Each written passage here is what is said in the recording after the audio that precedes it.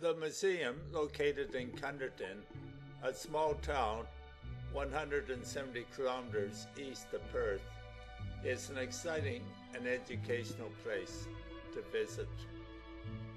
The museum is located in the south side of National Highway 1 in the old pump station number 3. The history of the pump station and of the Goldfields Water Supply Scheme is outlined in the museum. The history of the settlement of the region is documented, beginning with the first farmers who arrived with the completion of the railway in Cunderdin in 1894. The railway was built east from Perth to service the Goldfields in Kalgoorlie. A railway spur line ran into the old pump station to provide wood for the steam engine. C.Y. O'Connor, an engineer from England, was the architect of the scheme for pumping water 700 kilometers uphill to the Goldfields in Kalgoorlie.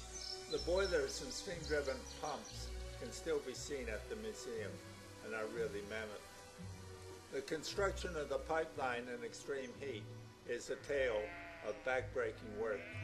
The museum details the development of farming in Meriden, particularly raising of sheep and the shearing of sheep for wool. It's a fascinating story. Shearing equipment, wool presses, and samples of wool can be seen.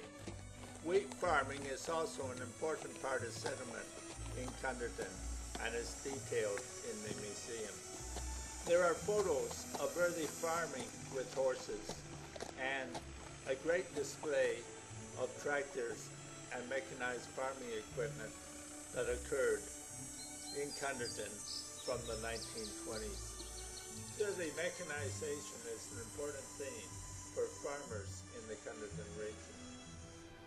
Another important theme at the museum is the development of settlers' homes, from early tents to a variety of housing.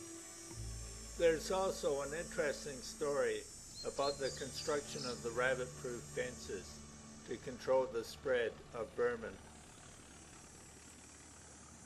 There's also a detailed display on the role of Cunderdin settlers in the military during the World Wars. Thanks for joining me on this tour of the Cunderdin Museum.